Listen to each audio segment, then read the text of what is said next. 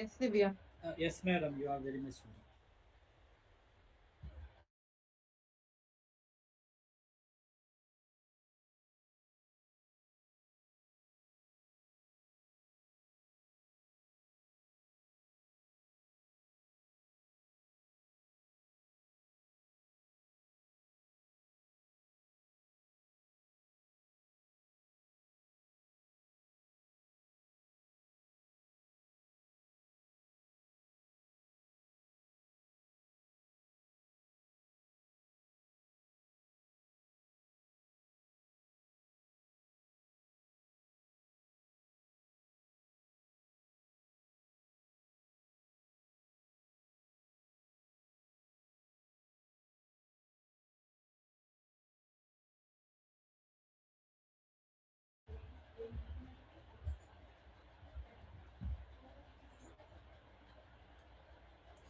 Thank you, madam. It's my immense pleasure to take a session on the mathematical perspective of quantum computing. The first session, that is done by Sri Kutan LS, introduced the superposition concept. But here we are going to play with the superposition concept. Just like all other games, you should have certain skill set to understand that game or play that game. And here our playground is nothing but Hilbert space. Hilbert space is just like a XY is an axis space, but all the numbers included in the Hilbert space is nothing but complex numbers. So uh, let me begin this session with a whiteboard, and after that I would like to do a bit with the hands-on session. It will be a IBM quantum composer, and also I would like to explain a sort of program, an assembly language program in quantum computing, as well as a Qiskit-based Python language. So first of all, let me share this whiteboard. I hope you all can see my whiteboard. Yes, Vishnu. Okay. So let's begin with a very basic introduction. Why quantum computing? We are actually having a classical digital computer. In this realm of digital computers, why we are using quantum computer? And the answer is actually a bit mathematical. Let me write down some equations, and let me ask some questions related to the same equation. So the first equation is x square, second, not actually a proper equation but a variable, x square x cube x raised to n, and another one is 2 raised to x, 2 raised to x, 5 raised to x. Can you differentiate the difference between these equations? Anyone?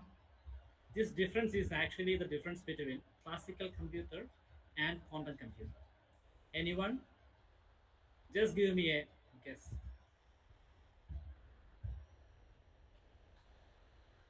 I will give you a clue. These equations are polynomial. These x square, x cube, x raised to n are polynomials. And then 2 raised to x, 5 raised to x, z raised to x. I can also give you a clue, e raised to x. What is this? Anyone? Exponential. Yes, very good, ma'am. Very good. It's exponential function. So the first one is exponential. These are exponential function, and we can't solve any problems with the exponential function with the help of classical computer. So if you have a research problem and that research problem is exponential function, then it is not good to use classical computer or machine learning. You have to rely on quantum computing. Otherwise, you can use machine learning. So, in practical sense, what are these exponential functions. Suppose we are going to discover a drug. Currently, consider that, assume that there is a pandemic called X, just like COVID, or more dangerous than COVID. There is a virus pandemic,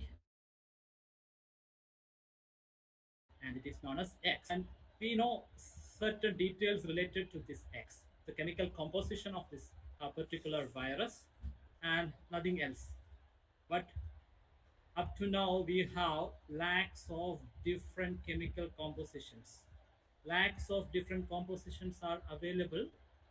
If we mix this chemical composition in a particular proportion, suppose we have to use A, B, C chemicals,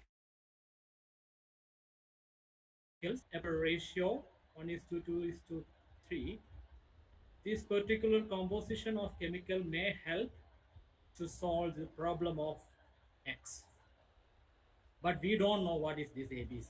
This is a very simple example. In most of the cases, these kind of drugs consist of huge number of chemicals, and these chemicals should be sought out from millions or maybe lakhs of different chemicals with different chemical compositions. So this is an exponential problem. Up to now, we can't solve this. We have to do the iteration. We have to select based on the some literature review. We have to sort certain chemicals, and then we have to do some experiments, and from those experiments only we come to know that this particular drug or antivirus is very good to deal with X. And for this process, actually we need 10, 20, or maybe 50, or even after or a century, we can't find such combination. But this exponential function can be solved with quantum computing. But there is a huge problem as well. If suppose you are purchasing something on Amazon, you have to enter your debit card number, or you have to provide certain account details. And these account details and passwords and OTP are very important, and all these data will be encrypted into a gibberish language, so that no one can, even someone try to hack it, they can't understand anything. But if those hackers has the capability to access the quantum computer, then they can solve this problem in a couple of minutes. So that is a very big problem currently we are facing, and this particular problem is called post quantum cryptography.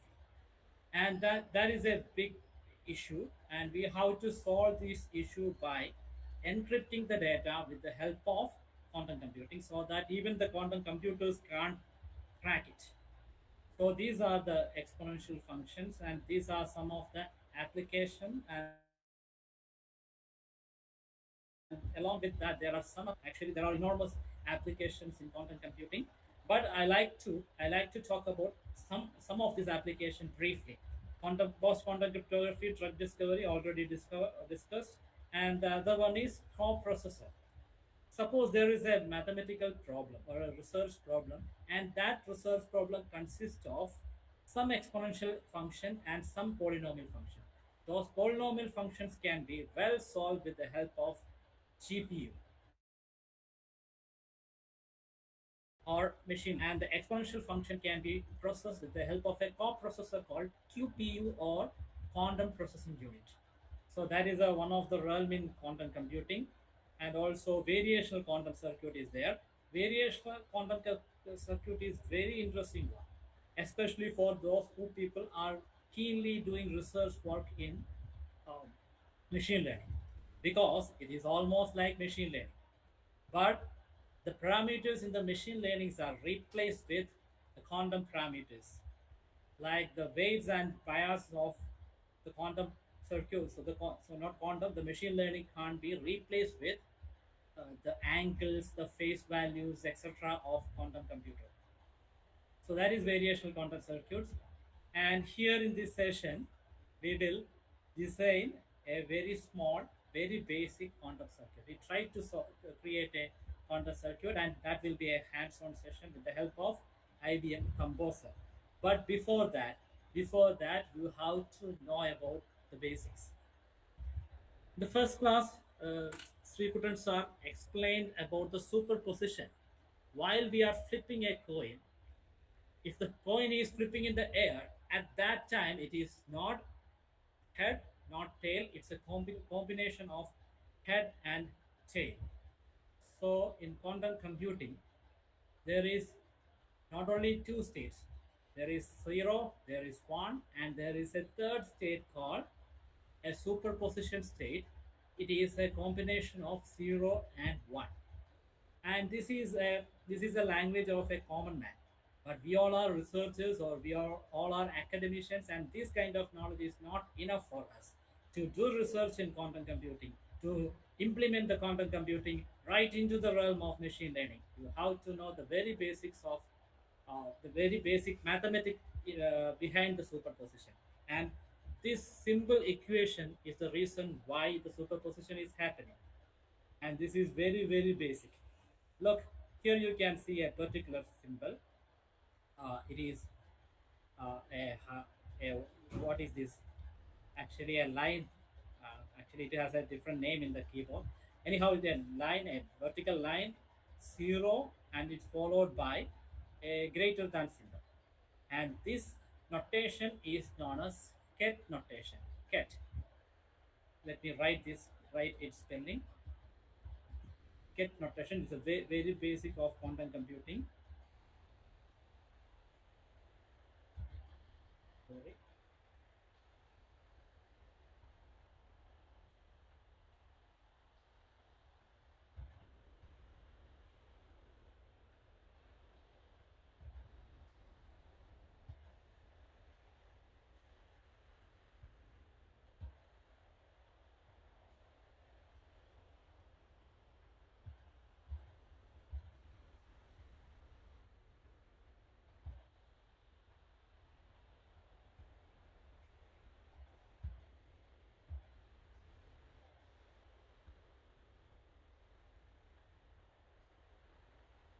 So this notation is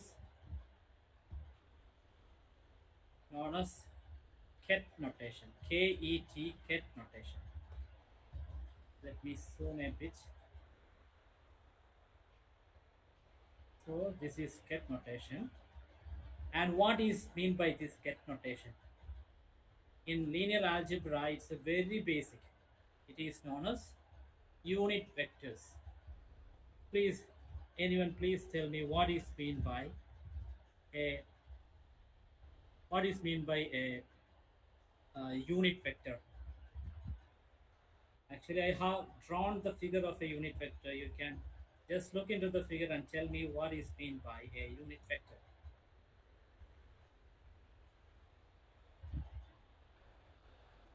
The clue is right here. You can see a number.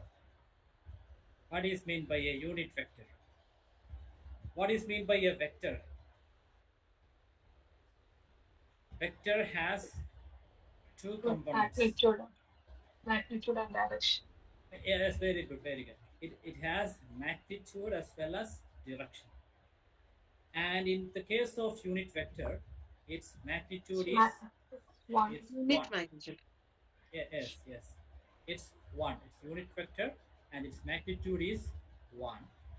And this is starting from the origin.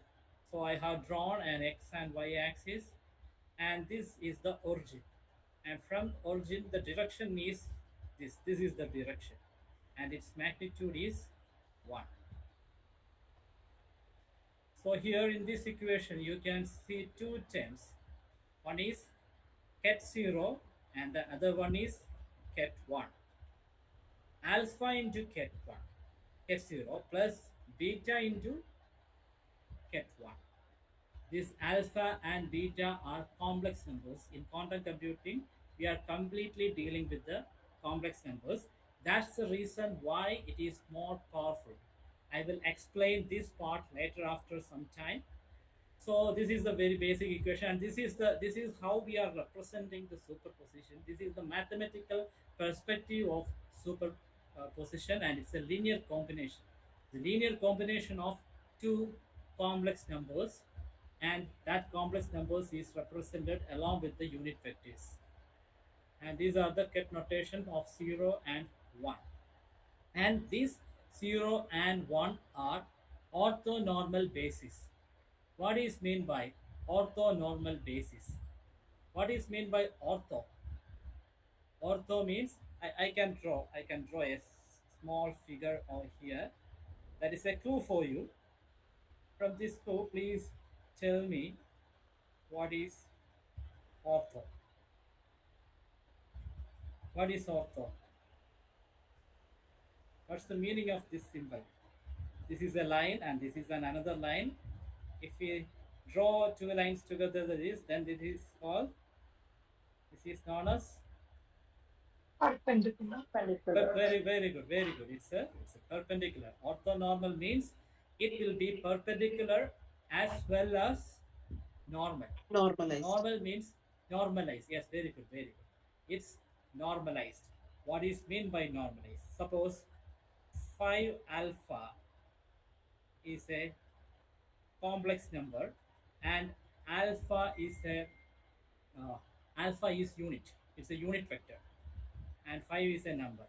If I am going to divide it with the 5, then this is the process called normalization. In complex numbers, there will be a real part and an imaginary part. And how we are going to find the magnitude? Magnitude is square root of real part square plus the imaginary part square. Alpha square plus beta square. So this value, if we are, and let me equate this with x. Sorry for my handwriting. And this is x. So x means alpha plus I beta. To normalize it, divide it with the magnitude of that complex number. Alpha square plus beta square.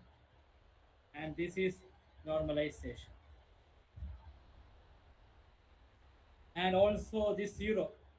0 is this ket 0 and ket 1 is represented in the language of metrics. 0 means 1 0. 1 means 0 1. What's the meaning of this? This is the basic equation of quantum computing. Ket this ket 0 means that uh, we are finding out that the result is 0. There are three states 0, 1, and superposition. Just before measuring that state, we don't know whether it is 0 or 1. Maybe, uh, maybe I am flipping a coin, and only I come to know which is going to be fault, which will be the verdict of that flipping. Then it will be measured only after the end of that flipping, only after it reached right on the top of my palm. So only at that time we have come to know that whether it is a head or tail. If it is tail, then it is ket tail. If it is 0, then it is ket 0. If it is 1, then it is ket 1. Now come to the matrix part. 1 0. Here we have two rows and one column.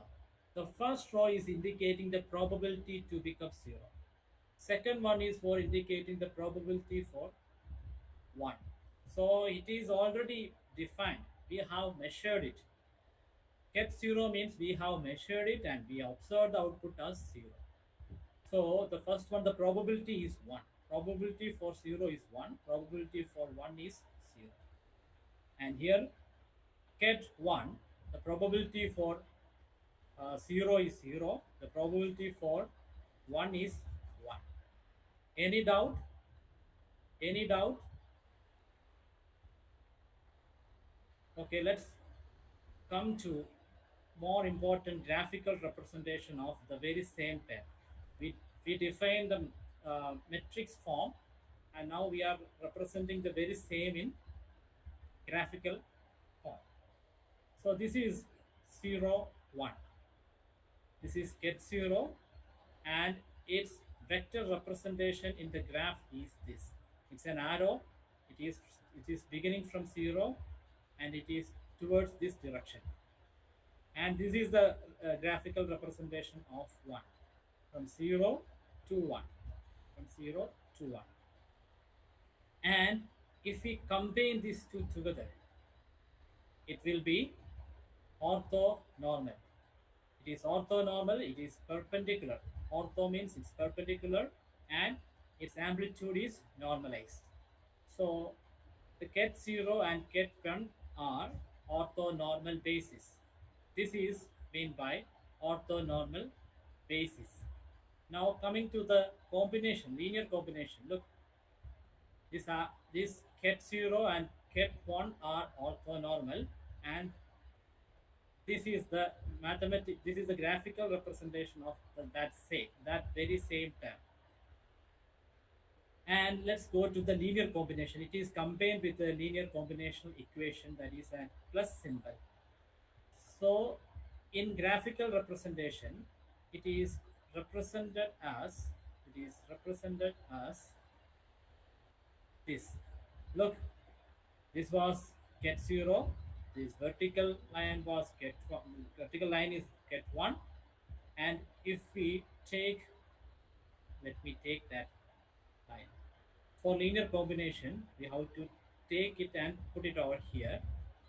And the line between these two are the resultant vector.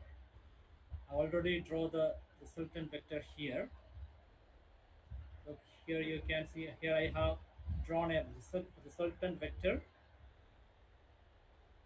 and I have removed ket 0 and ket 1. This is only the resultant vector. Resultant vector means that this equation. This equation is now represented with this vector. This vector is nothing but alpha into ket 0 plus beta into ket 1. So there is a circle. All the